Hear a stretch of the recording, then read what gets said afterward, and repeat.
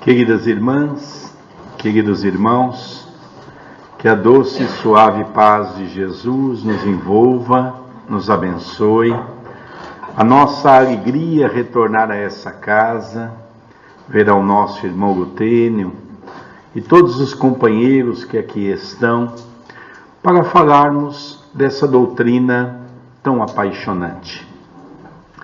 A doutrina espírita vem resgatar a prece, exatamente a prece pela qual, durante muitos séculos, foi feita uma inversão do seu verdadeiro valor. Nós que viemos da Igreja Católica aprendemos a rezar, e vem a doutrina espírita e nos ensina a orar. Nos ensina a orar e nós aprendemos na Igreja Católica a rezar. Há uma diferença muito grande entre reza e entre orar. Porque a reza significa aquelas orações decoradas, onde muitos até hoje não conseguem ter o conhecimento, frase por frase, por exemplo, do Pai Nosso. Porque nós nunca tivemos a oportunidade de estudar a única oração que Jesus legou para a humanidade. E é algo tão decorado que basta que alguém venha tirar, por exemplo, a nossa concentração, nós nos perdemos. Porque nós temos isso decorado. A doutrina espírita vem nos ensinar a entrar em nosso quarto, fecharmos os nossos olhos, abrir o nosso coração e conversar com o alto. Conversar com o nosso anjo da guarda, conversar com Jesus. Ou seja, explanar aquilo que nós necessitamos. No Livro dos Espíritos vamos encontrar que a oração pode ser de 3 maneiras. Nós podemos louvar, nós podemos pedir e nós podemos agradecer. Nós vamos perceber que o capítulo da oração dentro do movimento espírita é tão séria que dos 28 capítulos do Evangelho segundo o Espiritismo, o último capítulo foi destinado exatamente à prece. Estava estudando recentemente uma carta de Amélie Boudet, que mandou para Allan Kardec, quando Allan Kardec se retira da França, ou melhor dizendo, se retira de Paris, para ir a beira-mar compor o Evangelho segundo o Espiritismo. E é interessante que os dois trocam cartas. E mais interessante que quando Allan Kardec publica o Evangelho segundo o Espiritismo, algumas pessoas começaram a perguntar por que é que não havia uma oração para amanhã e por que não havia uma oração quando nós dormimos. E ali nós vamos ver Allan Kardec dizendo que foi proposital. Porque nós deveríamos ter, ao acordar pela manhã, conversarmos com Jesus através do Pai Nosso.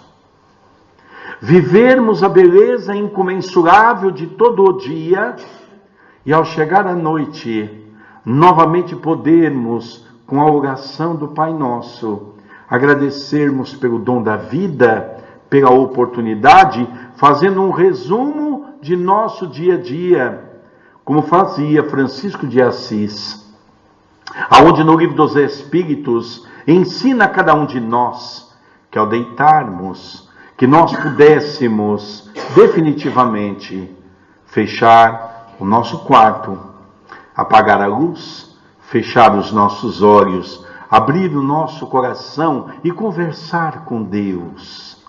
E dizia ele que ele fazia uma retrospectiva do seu dia. Aquilo que ele havia feito de bom, ele deveria continuar a fazer, porque é uma obrigação do cristão. E aquilo que ele havia feito para com alguém, ele tinha que reparar o erro e não mais fazer, porque não era uma atitude de um cristão. Nós vamos começar a perceber que a doutrina espírita resgata a prece, aonde até hoje as religiões tradicionalistas vendem vendem a prece. Nós pagamos pela prece, pela alma de alguém, nós pagamos pela prece, pela saúde de alguém. E a doutrina espírita nos ensina a orar, nos ensina a pedir. Mediante a esse tema, nós preparamos um dos temas mais importantes que tem intrigado o homem na atualidade. É o que tange as mortes coletivas. Precisamos entender, porque quando eu estudo o livro dos médiuns, eu vou entender que num determinado momento existe a universalidade do pensamento, ou o pensamento universal. E nós vamos compreender que isso nada mais é de que os espíritos superiores falam a mesma linguagem, uma linguagem chamada universal. Porque na linguagem dos espíritos superiores não existe a lei do achismo, como nós temos. É interessante. Às vezes vou no consultório do Lutênio, na condição de doutor, e ele então me dá um diagnóstico e eu quero discutir com ele, porque eu acho que o que ele está dizendo não é correto. Nós temos o hábito de discutir com quem muitas vezes gastou muitos anos de estudo para se preparar sobre determinadas matérias. E para nós entendermos o capítulo de hoje, vou lembrar a Revista Espírita, aonde num determinado momento o espírito de São Luís, benfeitor espiritual de Allan Kardec, vendo a necessidade de que estava saindo uma doutrina nova, ele alerta Allan Kardec para o seguinte: diga aos nossos irmãos que aqui estão, que importante se faça que ao entrar daquela porta para dentro, as pessoas deixem a lei do achismo lá fora e que elas entrem com a ideia do coração aberto para conhecer novas palavras, novos métodos, novos ensinamentos, porque a doutrina espírita não tem nada que se compare. É uma doutrina genuína, buscando no Evangelho de Jesus a busca do entendimento, a busca da compreensão. E esse capítulo de hoje vai nos fazer refletir, vai nos fazer arremessar diante de um assunto importante que é mortes coletivas. Vamos ver a visão de Allan Kardec em O Livro dos Espíritos. Vamos ver Leon Denis, o filósofo francês, que se porventura Allan Kardec falhasse na obra, Leon Denis daria continuidade. Vamos ver o pensamento de Emmanuel através de Francisco Cândido Xavier. E vamos ver 3 exemplos para nós colocarmos a teoria, para nós explicarmos a teoria no sistema da prática, como é que funciona a lei divina, para que nós, os espíritas, com esses novos conceitos, podemos saber como nós vamos nos conduzir, como nós vamos nos comportar na condição da prece diante dos momentos difíceis para os irmãos que estão no mundo espiritual. Vamos perceber que Allan Kardec, na questão 728, pergunta: é lei da natureza a destruição? Os espíritos respondem: precisa que tudo se destrua para renascer e se regenerar. Porque o que chamais destruição não passa de uma transformação que tem por fim a renovação e melhoria dos seres vivos. Estamos começando a entender que a reencarnação é exatamente uma palavra que faltava para o nosso vocabulário, para entender melhor a vida, para entender melhor o conceito das leis divinas. É verdade que recentemente nós tivemos aqui, em Portugal, uma floresta que pegou fogo, como diz os portugueses, uma floresta que ardeu. 64 pessoas desencarnaram. Eu recebi várias mensagens de irmãos portugueses preocupados. Como fica a história desses espíritos? Estão sofrendo? Como tudo isso funciona? E nós vamos ver que beleza que é. Como a lei divina, criada por Deus, interfere na nossa vida. E quando nós passamos a conhecer a lei divina, eu passo a me emocionar. Eu passo a ter Deus numa concepção que eu nunca tive. Eu passo a amar Deus. Eu passo a ver Deus numa condição inigualável. Eu passo a ver Deus com sabedoria. Porque hoje eu começo a entender que eu estou aqui renascendo para se regenerar. Mas na questão 737, Allan Kardec continua a perguntar: com que fim fere Deus a humanidade por meio de flagelos destruidores? Para fazê-la progredir mais depressa.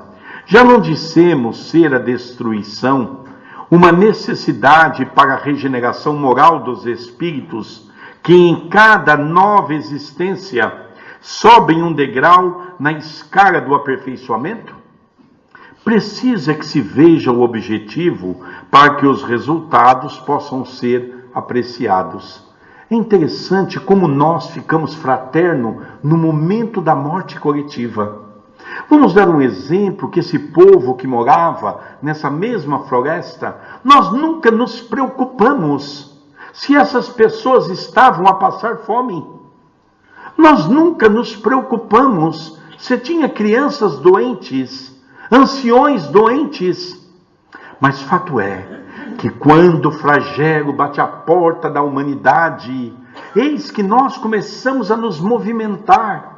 Ficamos fraternos, exercemos a caridade, mas é uma pena, muitos deles já partiram.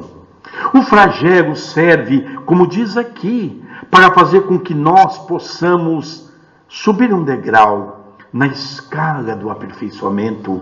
Vamos começando a desenvolver a caridade. Capítulo 15 do Evangelho segundo o Espiritismo: fora da caridade não há salvação. Paulo, quando deixou uma epístola na sua época, uma carta, ele dizia que fora da igreja não há salvação, fora do templo. E hoje, 18 séculos depois, Paulo escreveu a mesma frase, mudando apenas uma única palavra. Tirou a igreja e colocou a caridade. Mas o templo continua o mesmo, o templo da alma, o templo de nosso coração, que ainda continua endurecido, enrijecido pelo homem velho, que ainda todos nós somos. Então precisa acontecer uma desgraça para que nós nos movimentemos. E é por isso que as desgraças ocorrem, além de um resgate coletivo do ontem, a oportunidade de nos fazer burilar para o dia de hoje, criando-se uma expectativa do amor.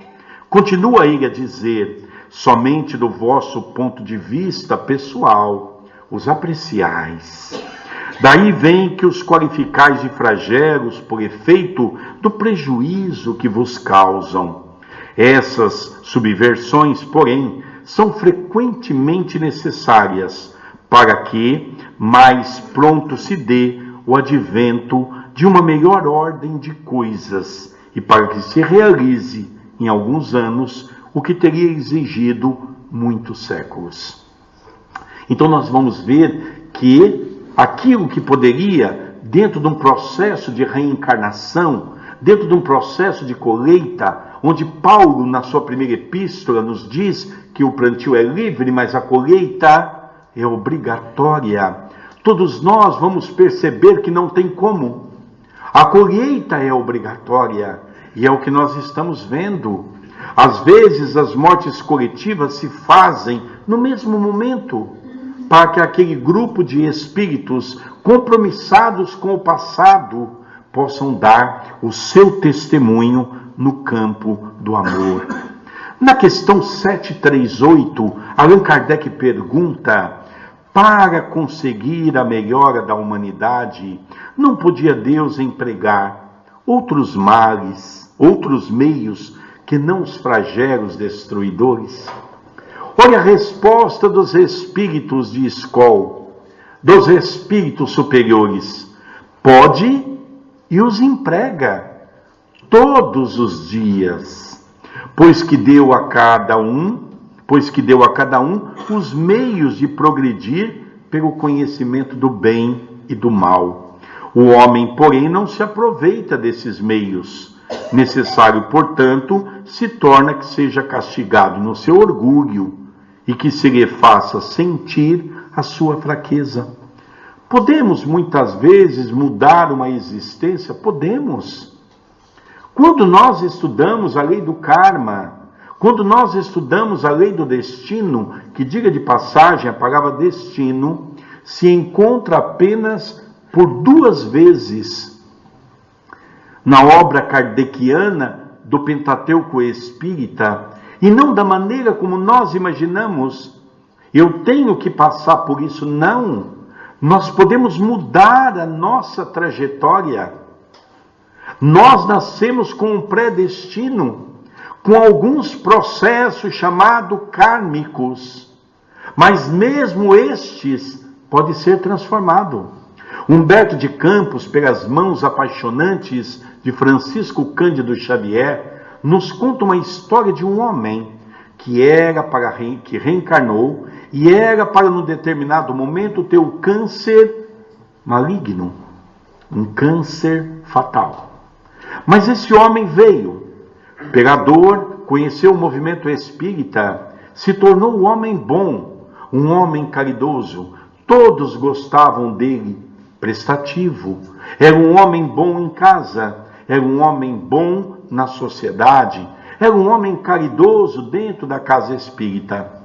Quando a justiça divina veio cobrar o passado criminoso daquele homem e lhe encontrou trabalhando no campo do bem, os espíritos superiores, através das preces dos companheiros da casa espírita e dos amigos prediletos, permitiu que o alto se reunisse os espíritos benfeitores da sua casa.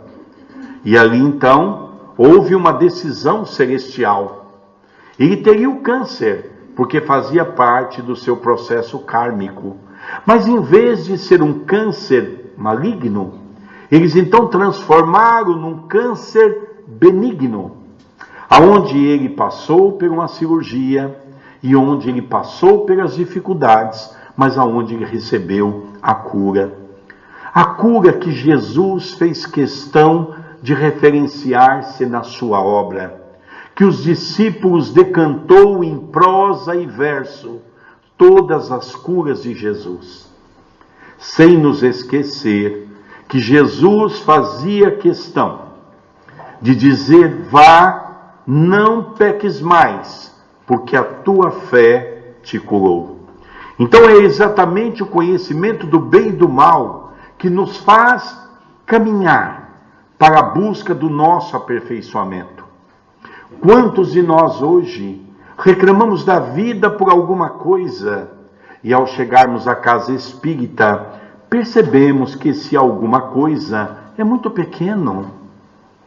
Se nós analisarmos que quando o planeta tinha 5 bilhões de seres encarnados, Allan Kardec, Chico Xavier pergunta a Emmanuel: qual é a população do mundo espiritual? E Emmanuel diz: de 5 a 6 vezes.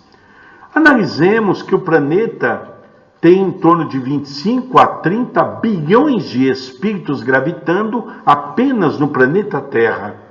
Com mais 5 bilhões de encarnados, nós somos um total entre 30 a 35 bilhões de seres, de espíritos criados por Deus, que apenas vivem em uma morada da casa do Pai.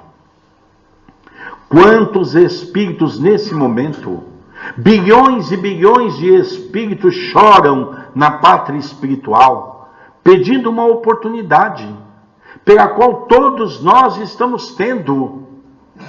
Mas ao chegar aqui, o materialismo nos consome, nos deixa enveredado para os vícios, para os prazeres do corpo, e esquecemos de nosso compromisso. Então as oportunidades não são dadas todos os dias. Somos nós que não sabemos acatá-la. Na questão 739, tem os flagelos destruidores utilidade do ponto de vista físico, não obstante os males que ocasionam? Resposta: tem. Muitas vezes mudam as condições de uma região, mas o bem que deles resulta, só as gerações vindouras o experimentam. Então nós ainda não temos como fazer uma avaliação, porque nós ainda não conhecemos a questão. Na questão 919 do Livro dos Espíritos, quando nos pergunta sobre a vida, os Espíritos nos respondem que antes do Cristo, alguém já havia nos dito: Sócrates, conhece-te a ti mesmo. Nós não nos conhecemos, nós não sabemos quem nós somos. E é por isso que a doutrina espírita nos convida a viajarmos para um novo momento de nossa vida, para novas orientações.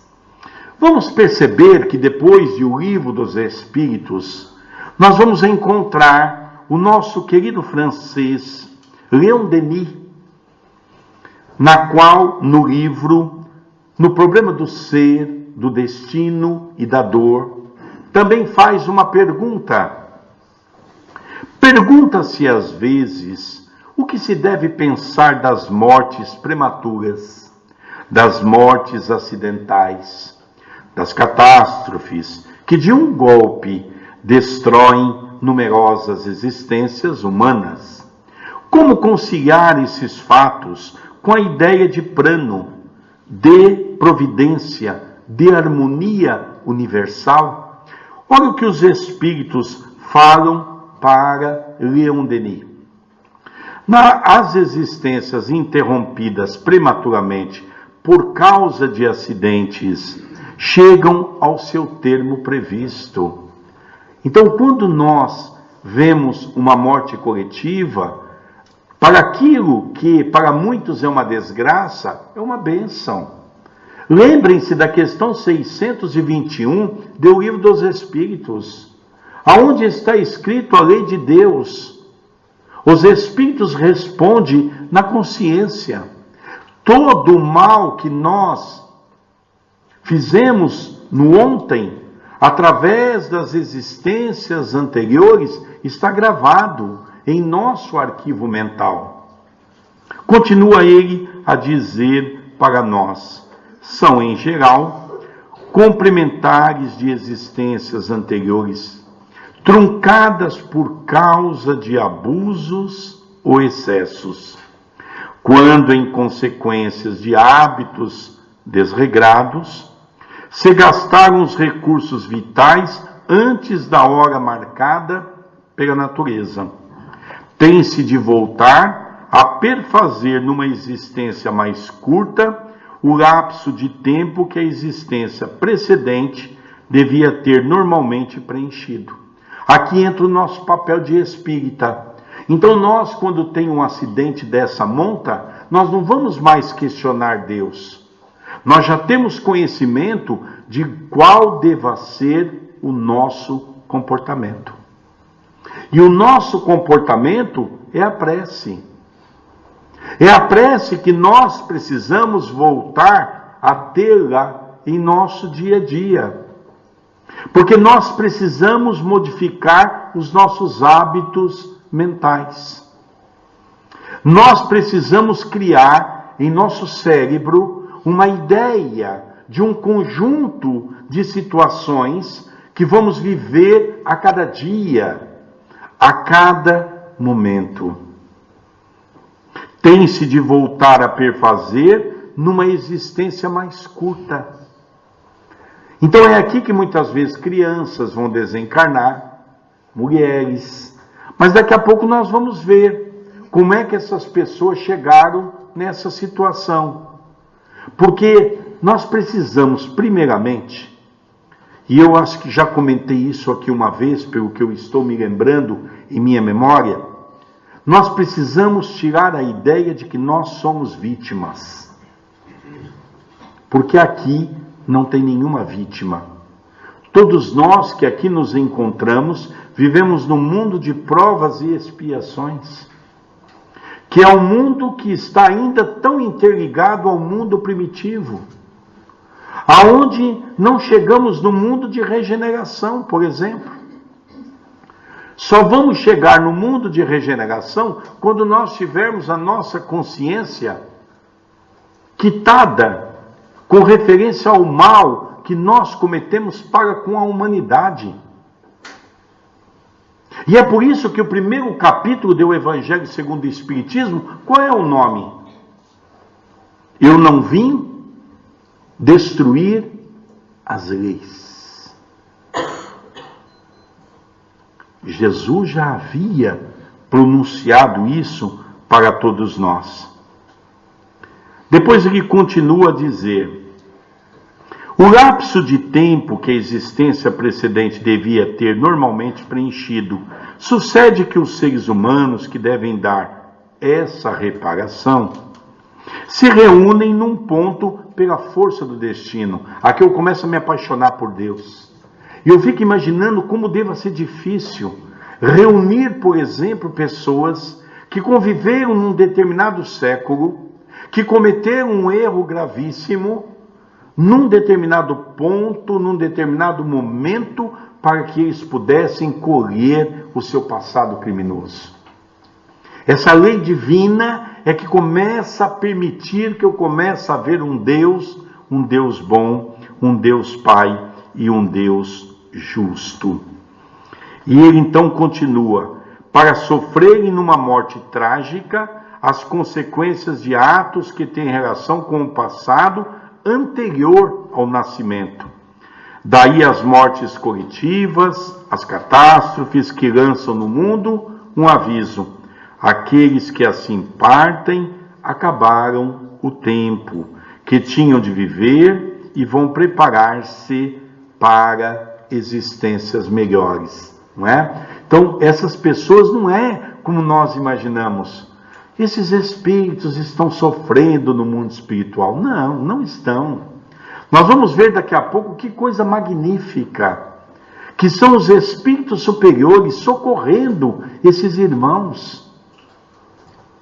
Socorrendo cada um deles, porque é uma quitação de uma dívida. Já não precisa mais passar por aquilo. Emmanuel, no livro Chico Xavier Pede Licença, nós até temos esse livro, que é um livro muito interessante, que fala um pouquinho sobre vários temas, como a família, como as mortes coletivas, não é? Emmanuel diz: sendo Deus a bondade infinita, por que permite a morte aflitiva de tantas pessoas enclausuradas e indefesas, como nos casos de incêndio e de quedas de aeronaves? Vamos ver Emmanuel dando continuidade nessa linha de pensamento. Na provação coletiva, verifica-se a convocação dos espíritos encarnados. Vocês estão percebendo a universalidade do pensamento dos espíritos? Eles não se contradizem. É um ensinamento seguro das leis da natureza. Nós podemos não querer aceitar. Isso é um problema nosso. Deus não está preocupado conosco. Mas há uma lógica, há uma razão, há uma beleza infinita de um assunto que traz sobre a luz da razão um conhecimento para o nosso entendimento. Participantes do mesmo débito, com referência ao passado delituoso e obscuro. O mecanismo da justiça, na lei das compensações, funciona, então, espontaneamente, através dos prepostos do Cristo, que convocam os comparsas da dívida do pretérito para os resgates em comum. Razão porque muitas vezes intitulais doloroso caso. As circunstâncias que reúnem as criaturas mais díspares no mesmo acidente, que lhes ocasiona a morte do corpo físico, ou as mais variadas mutilações no quadro dos seus compromissos individuais. Então nós sabemos que hoje existem dois tipos de resgate: o resgate individual e o resgate coletivo. Então Emmanuel vem trazer isso para nós. E Emmanuel encerra dizendo assim: diante de tantos lúcidos esclarecimentos, nós os espíritas não podemos mais alegar ignorância. Nós os espíritas temos um material farto de ensinamento doutrinário para podermos buscar o conhecimento. Ah, mas a doutrina espírita que diz isso? Não. Jesus já disse: conhecereis a verdade, e a verdade vos libertará. Continua ele dizendo para nós exatamente essa questão. Não mais podemos ter qualquer dúvida de que a justiça divina exerce a sua ação, exatamente com todos aqueles que, em algum momento, contrariaram a harmonia da lei de amor e caridade, e por isso mesmo, cedo ou tarde, defrontar-se-ão inexoravelmente com a lei de causa e efeito, ou, se preferirem, com a máxima proferida pela sabedoria popular: a semeadura é livre, mas a colheita é obrigatória. Agora nós vamos entrar em 3 casos para encerrarmos o nosso comentário, porque vimos a parte prática que a doutrina espírita nos traz. Agora, então, nós vamos contar um caso verdadeiro, inclusive um caso da cidade do nosso irmão Niterói. E eu gostaria que vocês prestassem bem atenção o que aconteceu na cidade do nosso irmão Lutênio, Niterói, Rio de Janeiro. Vamos acompanhar esse caso e eu gostaria que vocês prestassem muita atenção nessa história, porque ela é fantástica e ela mostra a lei divina. No livro Cartas e Crônicas, psicografada por Francisco Cândido Xavier, pelo espírito do poeta Humberto de Campos, relata a causa de um acidente, explicando que no ano de 177 da era cristã, Marco Aurélio reinava no Império Romano. Mulheres, homens, crianças, anciões e enfermos cristãos eram detidos, torturados e exterminados. Mais de 20.000 pessoas já haviam sido mortos. Guardamos essa data, 177 da era cristã? Vamos continuar a nossa história. Chegou a notícia do visitante do famoso guerreiro Lúcio Galo naquelas terras, e os donos do poder queriam homenageá-lo de maneira grandiosa e original. Decidiram queimar milhares de cristãos num espetáculo à altura do visitante. Isso é história. E história nós não apagamos. História não se modifica. Nós podemos tentar, quando erramos, contar da nossa maneira, mas é registrado nos anais da história e do tempo aquilo que efetivamente nós fizemos. Por quê? Porque está escrito na nossa consciência. Durante a noite inteira, mais de 1.000 pessoas ávidas de crueldade. Guardaram bem esse número? Mais de 1.000 pessoas ávidas de crueldade vasculharam residências humildes e no dia subsequente, ao sol vivo da tarde, largas filas de mulheres e criancinhas, em gritos e lágrimas. No fim de soberbo espetáculo, encontraram a morte. Queimadas nas chamas alteadas ao sopro do vento ou despedaçadas pelos cavalos em correria. Vejamos essa cena, não é? E agora vem o resultado. Quase 18 séculos depois, sobre o tenebroso acontecimento, entretanto, a justiça da lei, através da reencarnação, reaproximou todos os responsáveis. Quem eram os responsáveis mesmo? Os mais de 1000 pessoas, não é isso? Muito bem. Que em diversas posições de idade física se reuniram de novo para a dolorosa expiação. 17 de dezembro de 1961, na cidade brasileira de Niterói, Rio de Janeiro, em comovedora tragédia num circo. Esse circo foi o primeiro circo de lona de plástico que nós tivemos. E havia o dono do circo despedido, um funcionário. E o funcionário queria pregar uma peça, ou seja, dar um susto no dono do circo. Vocês já viram plástico pegar fogo? Impressionante, não é? É muito rápido. Do jeito que colocou fogo num canto, aquilo subiu o fogo e desceu em questão de minutos, e todos que estavam dentro do circo, sem conseguirem escapar, morreram asfixiados e depois queimados. Mas o que nos chama a atenção, 18 séculos depois, quando eu apenas vejo uma reencarnação, eu digo, meu Deus, que injustiça é essa?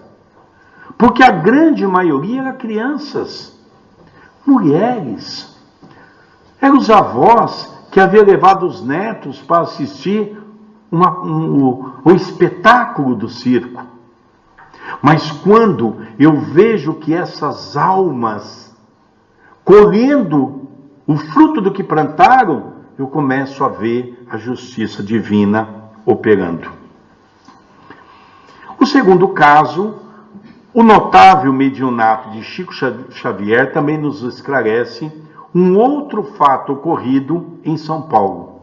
No dia 1º de fevereiro de 1974, data em que o edifício Joelma se incendiou e deixou 188 mortos. O espírito de Ciro Costa, Cornélio Pires, se manifestam por psicografia e deixaram 2 sonetos que revelavam a causa das mortes em massa no incêndio. As vítimas resgatavam os derradeiros resquícios da culpa que ainda traziam na própria alma. Remanescentes, vamos prestar atenção nisso, de compromissos adquiridos em guerras da cruzada. Gente, quando que foi as cruzadas na Terra? No século 11 e 12. Vocês lembram o que eram as cruzadas? As chamadas as guerras santas? Como nós não tínhamos armas sofisticadas, nós então fazíamos assim: crianças, mulheres, anciões e os combatentes. Era assim que se compunham as guerras. Olha como Deus aproveita a oportunidade. Eu estava fazendo essa palestra, uma senhora me perguntou no final assim, mas por que tanto tempo? Achei linda aquela pergunta. Porque para desencarnar num desencarne coletivo, nós temos que estar preparado com a nossa consciência, porque é o fim de uma era negativa em nossa vida. Por isso que às vezes demora muito tempo. Não significa que demorou tudo isso. Olha que interessante esse soneto de Ciro Costa. Fogo! Amplia-se a voz no assombro em que se espalha. Gritos, alterações. O tumulto domina no templo do progresso, em garbos de oficina. O coração se agita, a vida se estraçalha. Tanto fogo a luzir, é mística fornária.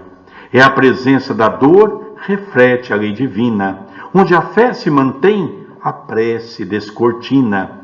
O passado remoto, em longínquas batalhas, ou em longínqua batalha, varrem com fogo, é pranto as sombras de outras eras, combatentes da cruz em provações austeras, conquanto heróis do mundo, honrando os tempos idos.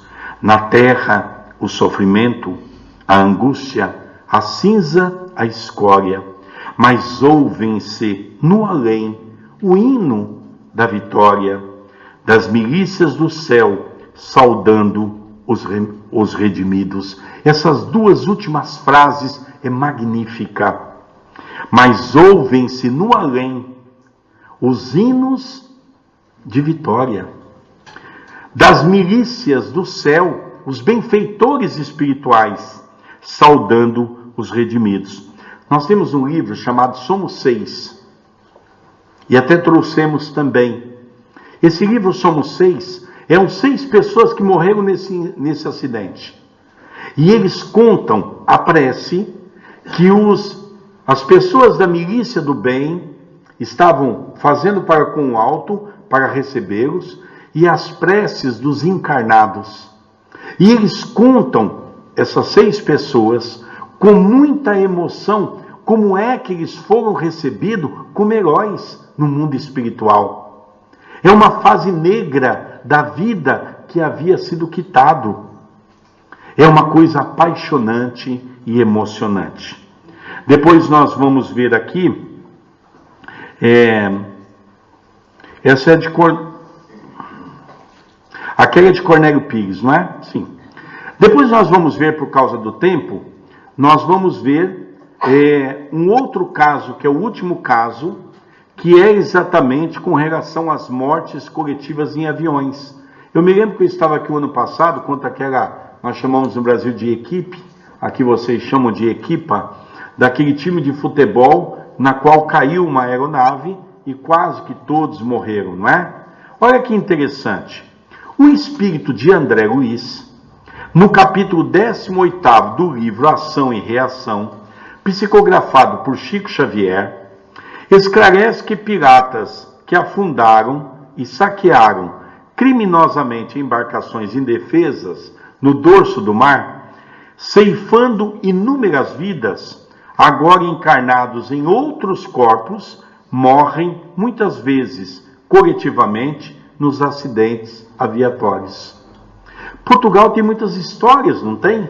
Vocês que estudaram a história de Portugal, nesses 500 anos, incluindo as Américas, né, incluindo as Índias, quantas naus, quantas embarcações foram, de uma certa forma, saqueadas, roubada todo o tesouro que ali estava, aonde os piratas do mar roubavam e ainda matavam todos os tripulantes.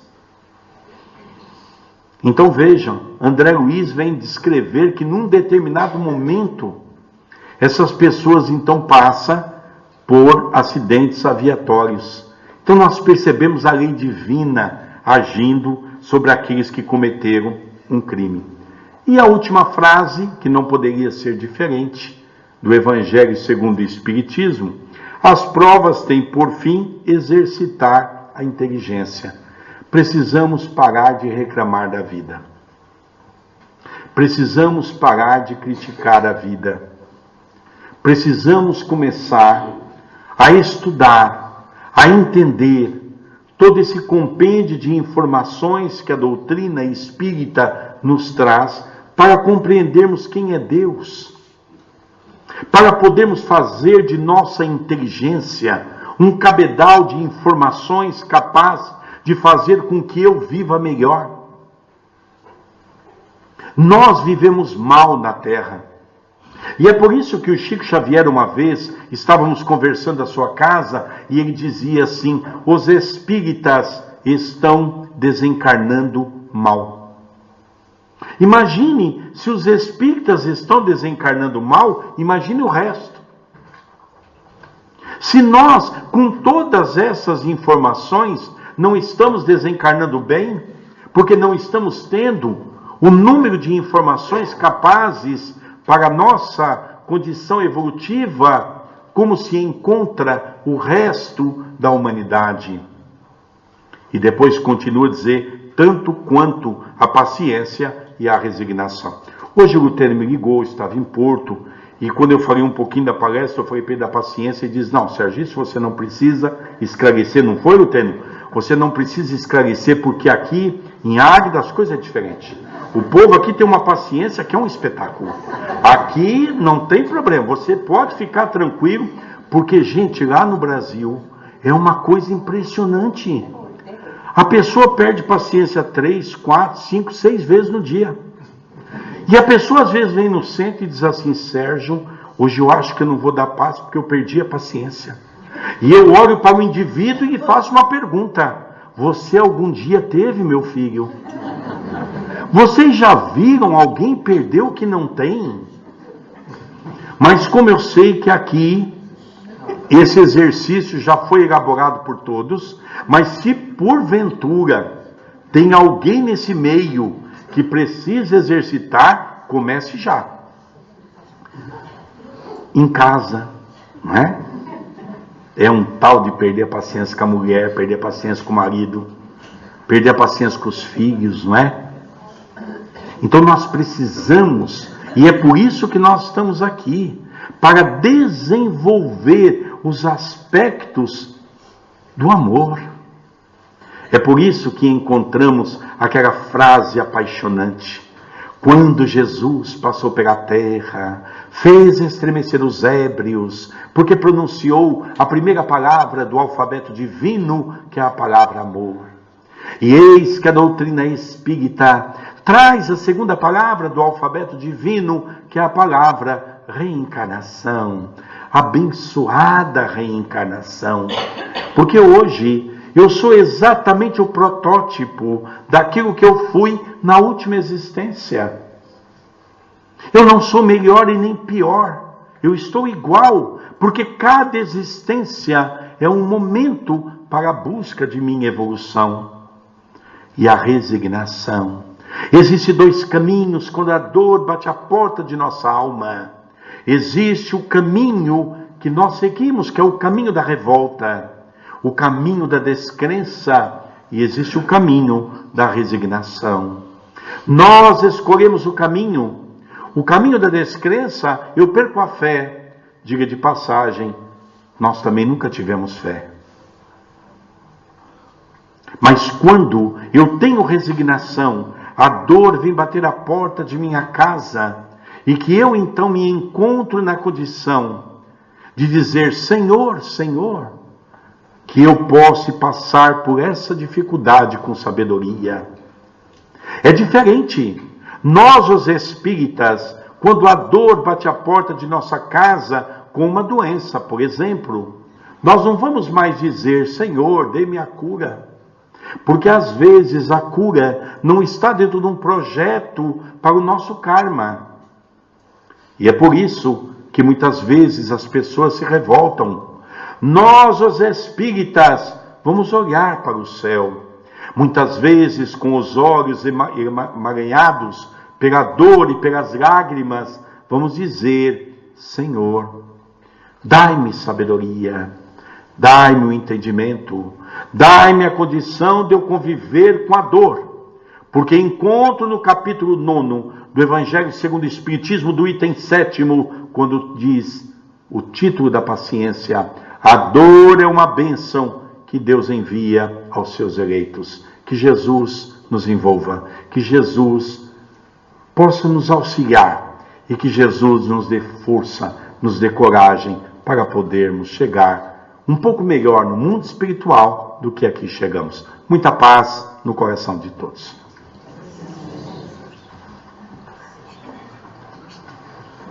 Sérgio, eu vou aproveitar aqui mais uns minutos, vou te colocar aqui algumas perguntas, tá bem? Dentro daquilo que você nos expôs, fica mais fácil assim. Preces pagas. Preces pagas. Pela pessoa, às vezes há pessoas que já dizem, né? Já deixei tantos euros encomendado para algumas missas, algumas orações para quando eu morrer, ou então para os meus familiares. Essas preces pagas chegam aos espíritos? Geralmente não, porque as pessoas que a fazem exatamente com um único objetivo: arrecadar dinheiro. Não colocam sentimento, não colocam amor e colocam apenas a condição do interesse pessoal. Dessa maneira, logicamente, a prece paga pode não ter valor, mas aquela pessoa que pagou, no íntimo, às vezes ela faz uma prece e ela pensa que a sua prece não tem valor, mas às vezes é a sua prece que atinge o coração daquele que está no mundo espiritual. Mas Jesus já havia alertado que o que nós damos de graça, o que nós recebemos de graça devemos dar. Então, logicamente, as pessoas que cobram não podem estar tão amparadas, porque elas não fazem com sentimento, não fazem com amor, fazem com um único objetivo: se enriquecer. Isso talvez é uma das grandes dificuldades que o movimento espírita tem hoje, com a questão da bruxaria, com a questão das pessoas que agem de má fé, trabalham dentro de casa, não são sérias no que fazem, e muitas pessoas vão nesses lugares porque também não são sérios, e depois saem falando mal do espiritismo. Quando as pessoas passam a conhecer o espiritismo, começa a compreender que cada um de nós temos potencialidade para fazer as nossas preces para os entes queridos que se encontram no mundo espiritual sem termos que pagar nada. Muito bem. Se eu tiver um familiar que faz questão de deixar as suas preces pagas, e eu entendo que gostaria de rezar por essa pessoa, como é que fica? Nós temos um hábito, que é uma coisa nego-tênue, que nós carregamos conosco. Até mesmo dentro do movimento espírita, quantas pessoas que às vezes vai recomendar o corpo de 7 dias, de 30 dias, de 1 ano, que ainda faz questão de ir na igreja, porque ainda temos aquele vínculo mental, aquele vínculo que ainda carregamos conosco. Porque nós estamos, por exemplo, com a cultura da Igreja Católica há muitos séculos. E é agora que nós estamos vendo um proceder diferente. E é esse proceder diferente é que muitas vezes nós achamos, porque também tem uma coisa para o materialista, se é de graça não vale. Parece que as coisas para ser boa tem que ser paga. É quase que uma concepção que nós temos, não é? Eu vejo, por exemplo, a questão, que é uma área que tem casos que aceita, tem casos que não aceita, a gente respeita todo mundo, é a questão da pomadinha, não é? A primeira coisa que as pessoas perguntam: quanto que é? Eu quero comprar. Não, você não vai comprar. A pomadinha que nós fazemos na nossa casa é distribuída gratuitamente. E muitas pessoas dizem assim: mas então não deve ser boa.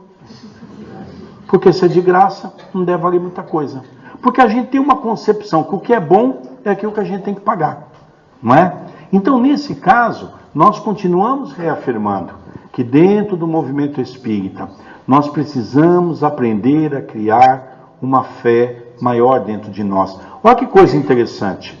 Quando Jesus fala da fé, ele diz assim, que nós devemos ter fé do tamanho de um grão de mostarda. Quando eu estudo a mostarda, que é uma semente de uma árvore específica da Palestina, não é a mostarda que nós conhecemos, é uma semente da menor das sementes, não existe semente menor, e quando ela cresce, é uma das árvores mais frondosas, onde os camelos e as pessoas, então, muitas vezes, fica escondido do sol para um pequeno descanso. Jesus não disse assim, ó, quando você tiver fé do tamanho de um elefante. Foi isso que Jesus disse? Quer dizer, ele disse, basta você ter um pouco de fé, por pouco que seja, você vai conseguir o êxito. Quando nós lemos a Revista Espírita, eu sou e digo, Gutênio, que hoje eu tenho visto assim a doutrina espírita sob um novo prisma. Porque quando o nosso benfeitor espiritual pediu para que eu lesse com muito afinco as revistas espíritas, eu comecei a compreender que só estudando o Pentateuco não me dá conhecimento nenhum. É a revista espírita que me dá todo o embasamento. E há uma coisa que Allan Kardec trabalha muito nas revistas espíritas, é exatamente o poder da prece. Mostrando para cada um de nós que aqui não tem ninguém tão pobre, mas tão pobre que não é capaz de fazer uma prece rica. Que aqui não tem nenhuma pessoa que diga assim, eu não tenho capacidade nem para orar. Não, nós temos que mudar a nossa concepção. Todos nós somos muito ricos de sentimento, mas para isso temos que desenvolvê-lo. Sérgio, vale a pena rezar por uma pessoa que na Terra, às vezes nós temos um familiar, um pai, uma mãe, um filho, uma esposa, que não crê em nada, que às vezes se afirma como materialista, fala mal dessa ou daquela corrente religiosa. Como é que é? Vale a pena rezar por essas pessoas após a morte delas? É interessante a pergunta que Allan Kardec trata disso no Livro dos Espíritos, não é? Porque a questão é que nós precisamos entender qual é o papel da prece. Não é só a questão daquela pessoa que não tem crença, aquela pessoa que bebe, que é alcoólatra. Vale a pena a gente fazer uma prece? Aquele jovem drogadita que usam drogas, vale a pena? Então os Espíritos nos orientam que devemos fazer prece por essas pessoas. Por quê? Imagine vocês que a prece é como se fosse uma conta bancária. Vamos imaginar assim, nos termos práticos para entender. A gente vai depositando naquela conta bancária um dinheiro para o nosso filho, ou seja, uma condição espiritual para ele. No momento em que ele pedir ajuda, é quando vai se usar aquele valor que está ali guardado através da prece. Então, aqueles que imaginam que a prece é perdida, não é. Ela vai formando em torno da pessoa, na sua aura, não é? Ela vai tornando um magnetismo, e com o tempo, quando essa pessoa pedir ajuda, não aguentar mais, achar que tem que seguir um caminho do bem, essa pessoa então recebe o auxílio. Então a prece, em todos os momentos, ela vale a pena. O grande problema é que nós temos o hábito de querer orar para a pessoa, dizer assim, olha, a pessoa está no alcoolismo, eu vou fazer uma prece tirar essa pessoa do alcoolismo. Isso é bobagem. Nós não podemos pensar dessa maneira. A prece é um objetivo, muitas vezes, para longo prazo. Não é para curto prazo. É por isso que a grande maioria das pessoas não tem mais fé. A prece, ela não tem mais valor. Porque nós não temos o sentido verdadeiro da importância da palavra prece. Não é?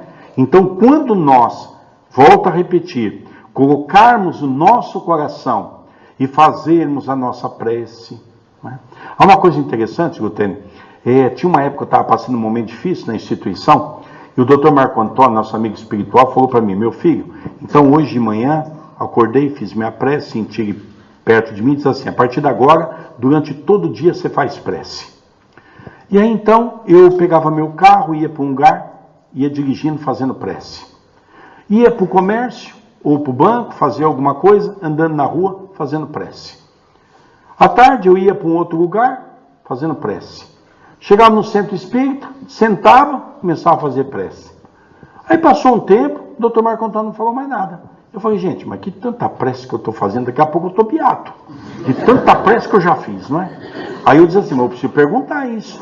Aí então ele se aproximou e falou, Dr. Marco Antônio, responde uma coisa para mim, por que eu tenho que fazer tanta prece?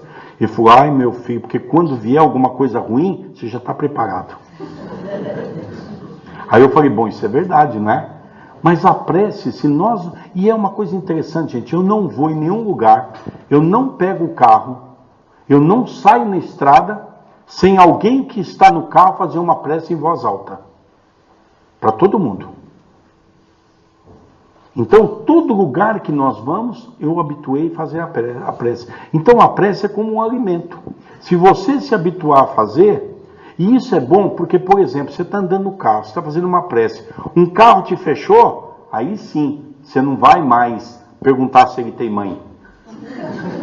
Não é? Dizer assim, ô meu filho, né? Aquelas oferendas que a gente vai para a mãe, sabe como é que é? Aqueles negócios carinhosos para a mãe? Não, a gente vai estar assim, tão light, que a gente vai até assustar com a gente mesmo. A gente vai dizer, ô infeliz, vai devagar, que Jesus te abençoe. Mas já não vamos mais homenagear a mãe dele. Então a prece vai trazer para cada um de nós um estado de espírito para que, quando a dor no dia a dia, nas experiências comuns, te cobrar alguma coisa, você está ali receptivo a esse momento. Sérgio, você mencionou a questão de mortes prematuras, jovens, e por acaso é uma das causas muito frequentes dos jovens acidentes, morrerem em acidentes. A questão é a seguinte: como que um pai e uma mãe, porque ficam em geral profundamente abalados, né? Como é que vai conseguir ter força moral para rezar, para fazer uma prece pelo seu filho, pela sua filha que partiu? É verdade, essa pergunta é muito importante, porque primeiro nós temos que entender o que é a morte. Porque é um tabu. Nós temos um pavor da morte, não tem? Eu me lembro daquela mulher que morreu nova ainda, e estava enterrando o seu marido. E ela fazia um escândalo no cemitério que era uma coisa terrível. Ai, Senhor, eu quero morrer junto com ele, me enterre junto com ele. E estava uma chuvarada, e ela fazendo um escândalo no cemitério, não é? Até que chegou a hora de colocar o caixão no chão. Aí colocaram o caixão lá com 7 palmos abaixo, e essa mulher então subiu ali em cima do monte e olhou para o caixão: Senhor, me leva junto. Ela escorregou e caiu em cima do caixão. Não passou alguns segundos, ela gritava: pelo amor de Deus, tire-me daqui. Para quem queria morrer? Não é verdade? Ela queria morrer. Pelo amor de Deus, me tire daqui, não quero morrer. Quer dizer, não é? A grande verdade, o que é a morte? Chico Xavier tem um grande estudioso brasileiro que fez um acompanhamento da vida de Chico, apenas na fase mediúnica do chamado Correio do Além. Chico Xavier recebeu mais de 10.000 cartas. 10.000 cartas de familiares, que confortou muita gente. Então, quando nós passamos a ter fé e passamos a acreditar, nós temos hoje no movimento espírita, na nossa casa, por exemplo, muitas pessoas que perderam filhos, que vieram com a dor. Lógico, não é fácil enterrar um filho. O comum é nós enterrarmos nossos pais. A lei da natureza nos demonstra isso. Mas enterrar os filhos não é tão comum. Então nós percebemos que a pessoa que cria uma fé, não é? E é essa fé que faz com que nós possamos superar. Porque também, se foi uma provação para aquele jovem desencarnar naquela determinada altura, é uma provação para os pais também. É uma provação para os pais, onde os pais poderão se agarrar na prece. Por isso, quando nós usamos aquela frase, conhecereis a verdade vos libertará, quanto mais eu passo a conhecer o mundo que eu vivo, não é? Porque antigamente eu perdia um ente querido, aonde que eu ia me reunir com ele? Pegava um vaso de flor, levava no cemitério, na campa. Não é assim? Olha, mas que lugar mais esdrúxulo para mim encontrar com um familiar, com um filho, com uma filha, com um pai, com uma mãe? Nós, os espíritas, mudamos nossos hábitos. Aonde é que nós queremos encontrar com os nossos familiares? O que vocês acham? Na nossa casa? Vamos fazer o evangelho no lar? Vamos botar uma flor e vamos fazer uma prece e vamos dizer: olha, aonde você estiver, se puder estar aqui conosco, nós ficaríamos muito contentes que Jesus possa iluminar a família reunida e nós então estarmos ali, reunidos. Eu me faço lembrar uma historieta rapidinha.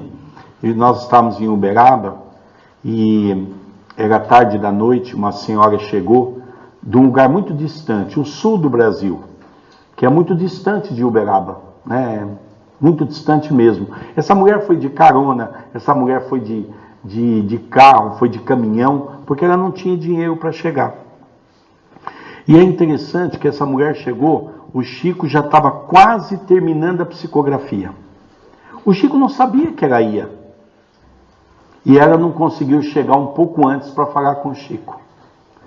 E quando ela encosta então a cabeça naquele recanto, que é o Grupo Espírita da Prece, aquela multidão de pessoas, e ela estava ali fora, e de repente o Chico começa a ler as cartas consoladoras. E num determinado momento Chico dizia: querida mamãe, que nesse momento você que veio de tão distante, achando que eu não iria me comunicar, aqui me encontro, reunido com vovô e com vovó, e dava os nomes. E aí no final o Espírito diz assim: mamãe, não mais leve as 3 flores vermelhas que você leva todos os dias no meu jazido. A partir de amanhã, compre 3 pãezinhos e leve para crianças de rua. E eu vou estar junto com você, porque a maior tristeza da minha vida é grudar no seu pescoço e termos que ir todos os dias no meu cemitério, ou no cemitério que eu estou. E é interessante que quando Chico terminou de ler, ele pegou a pessoa que estava do lado e diz assim: você tem um dinheiro aí? Muito baixinho. O Chico era muito indiscreto. Tenho, Chico. Você me dá? E a pessoa deu, o Chico pegou nas mãos, que era costume do Chico. Quando a mulher foi pegar a carta, o Chico então abraçou aquela mulher, colocou o dinheiro na mão dela, para que ninguém visse. E depois o homem disse assim: Chico, por que você deu dinheiro a ela? Ah, porque o filho contou como ela veio para cá, e ela já faz 2 dias que não come. Então eu dei um dinheirinho para comer alguma coisa. Os espíritos estão muito mais atentos na nossa vida do que nós imaginamos. E um outro fato interessante que a gente não pode perceber é que às vezes a gente fica chorando, a gente fica magoado. Será que nós temos noção que o espírito está triste com isso? Como é que o espírito quer que nós fiquemos aqui? Felizes, alegres. A nossa alegria é a alegria deles. Então nós também temos que aprender a nos comportar diante do chamado morto, do chamado desencarnado. Porque nós deixamos os espíritos piores do que estão. Então nós precisamos também aprender com a doutrina espírita a nos comportar diante dos espíritos que estão ao nosso lado. A nossa alegria é a alegria deles. A nossa tristeza é a tristeza deles. Sérgio, você mencionou a questão da tragédia no circo, no ano de 1961. Você chegou a ouvir algum depoimento do Raul Teixeira acerca desse episódio? Sim, uma palestra dele. Mas pode contar. Em que ele estaria eventualmente muito triste, porque ele queria tanto, ele era uma criança, e como qualquer criança, um circo na cidade, ele queria ir. E ele chorou muito, porque a mãe não tinha dinheiro para que ele pudesse ir ao circo. Todos os seus amigos foram ao circo. Todos os seus amiguinhos desencarnaram. Ele contando isso em algumas entrevistas. E acerca também do Peixotinho.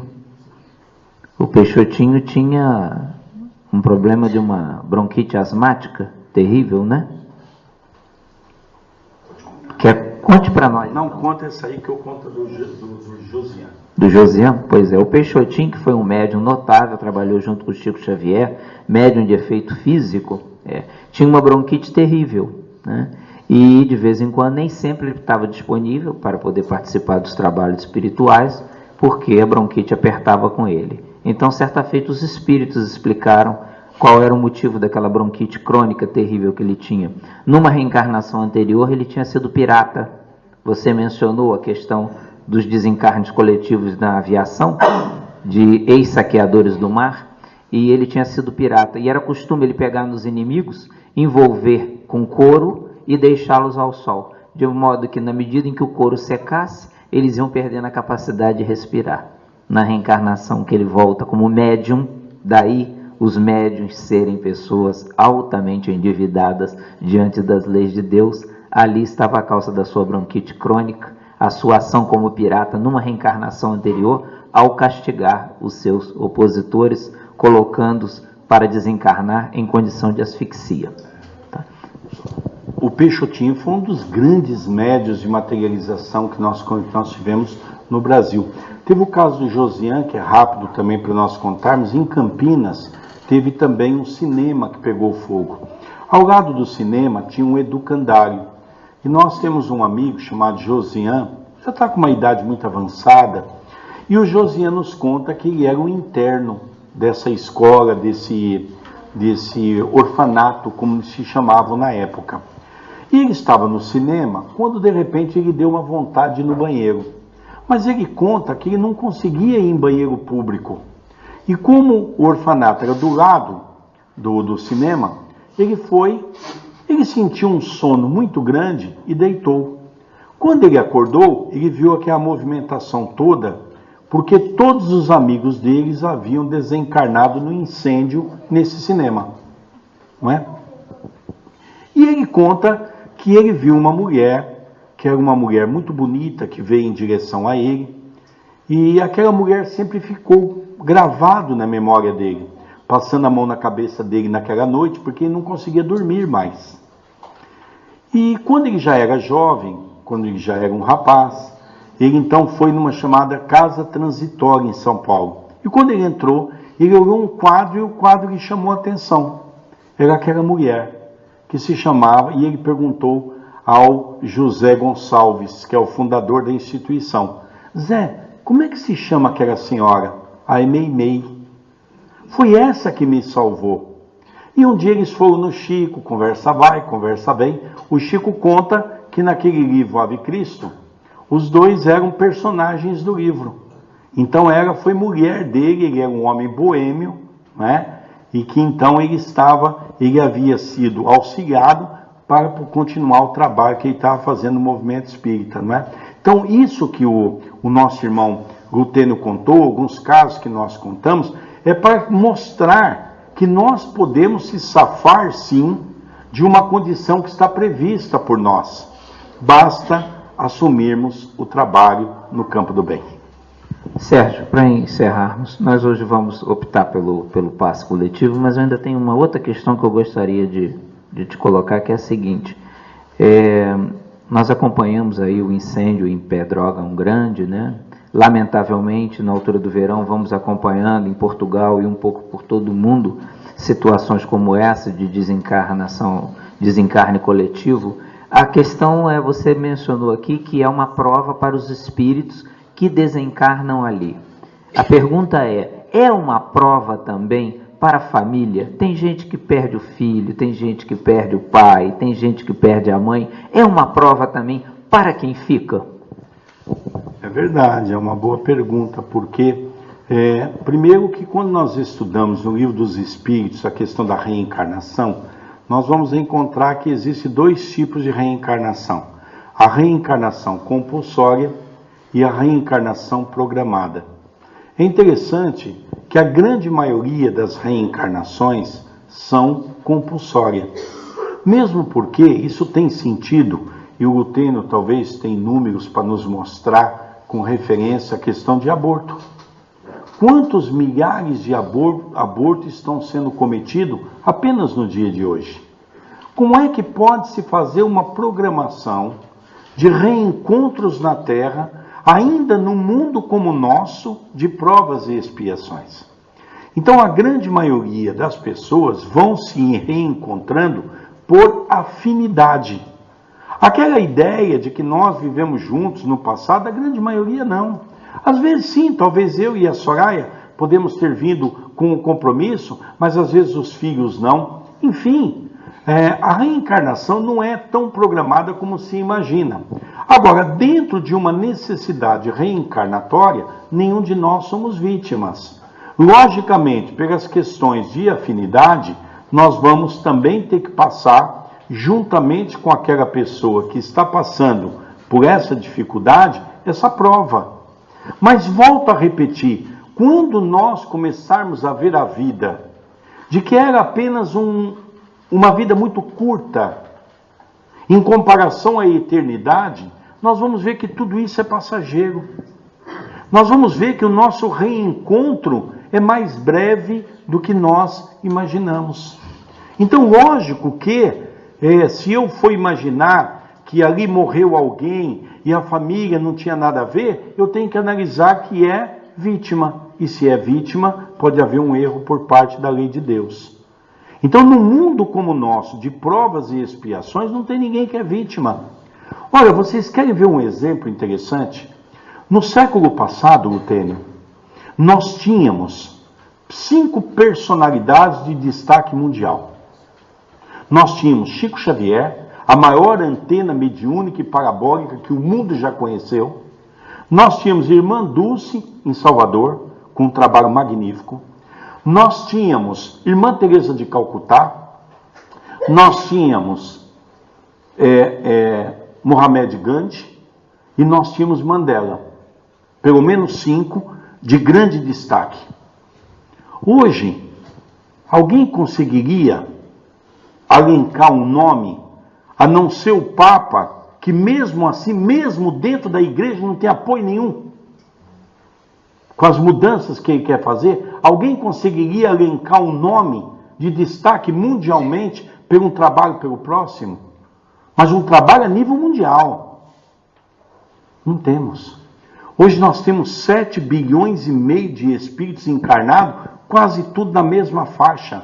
Uns um pouco mais evoluídos, outros um pouco menos, mas fato é que todos nós nos encontramos na Terra para o nosso aperfeiçoamento.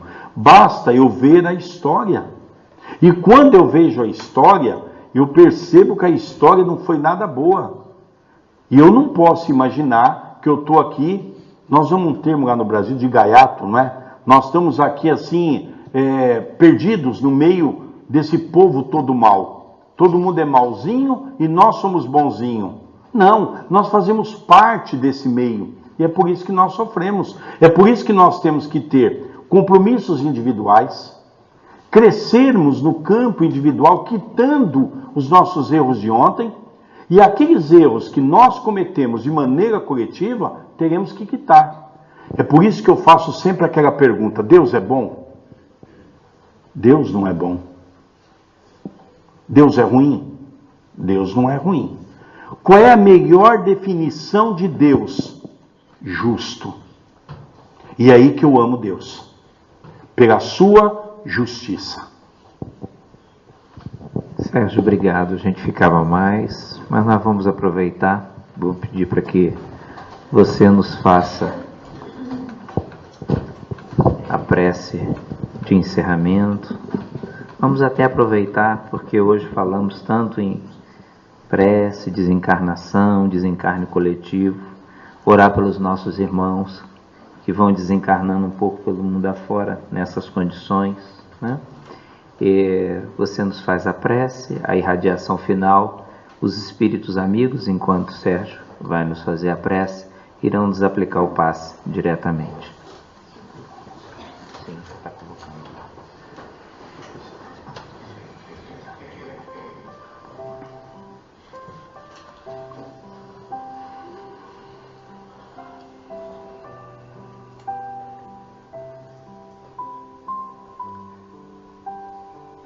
Diante da vida,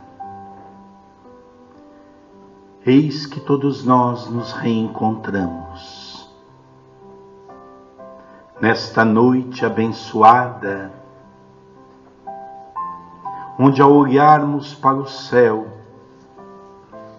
vamos enxergar um bordado de estrelas, onde Jesus nos disse que há muitas moradas na casa de meu Pai.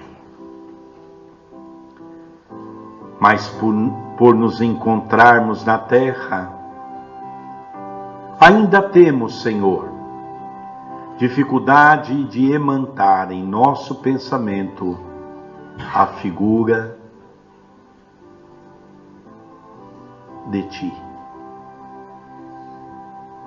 Por isso convido a todos para sentar da maneira mais confortável possível, descruzando os nossos braços e as nossas mãos, os nossos pés e as nossas pernas, para podermos permitir que as nossas veias possam circular o sangue naturalmente, passando por todos os órgãos, em especial o nosso coração, a máquina tão importante do nosso corpo, retornando para os nossos rins, para o nosso baço, permitindo que seja separado o bom do mal, para que os nossos órgãos recebam a vitalidade necessária para recebermos a ajuda que todos nós necessitamos. Imaginemos aquele lugar indescritível de tal a sua beleza, aquele jardim composto das flores mais belas, as cores as mais perfumadas, o brilho encanta a nossa alma. Vamos passando pelo lago, os animais estão nadando. É um dia de verão, onde o sol se encontra azul.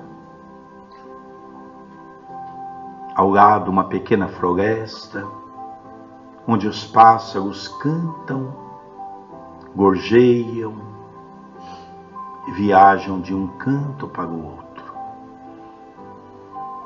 Ao fundo, aquele homem que está a brincar com as crianças.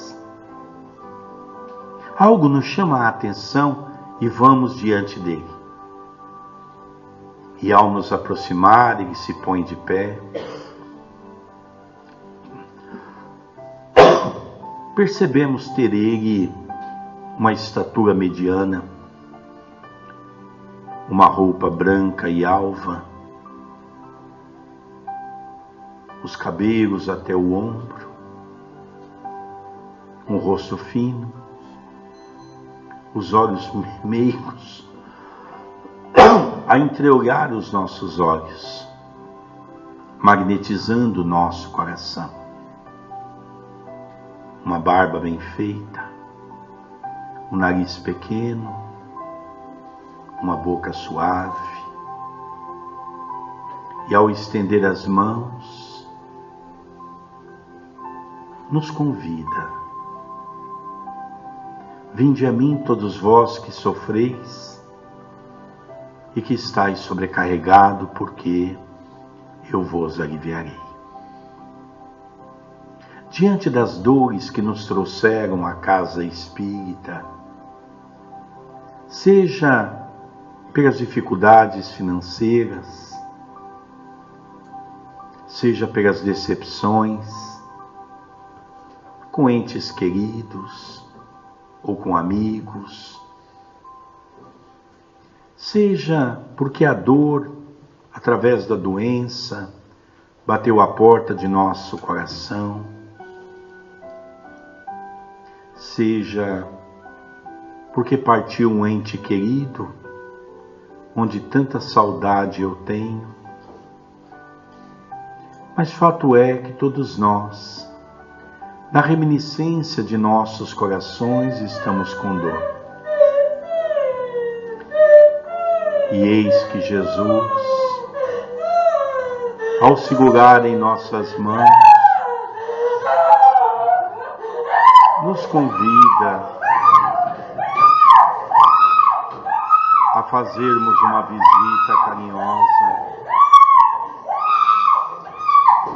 trazendo ao nosso coração a beleza incomensurável da vida,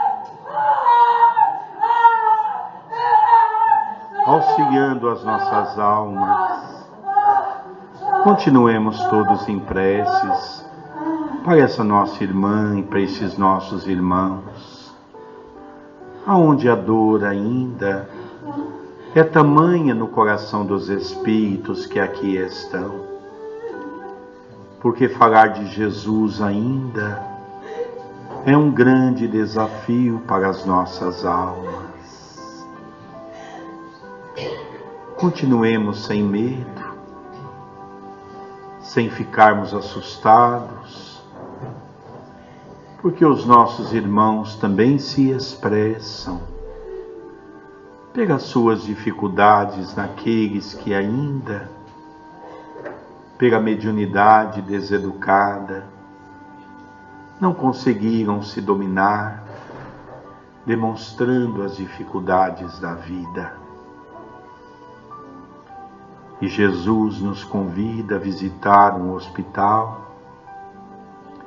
onde as dores intensas que ali se encontram, daquele que é paraplégico, daqueles que se encontram na UTI, daqueles que muitas vezes são dementados, e Jesus os abraça, auxiliando cada coração.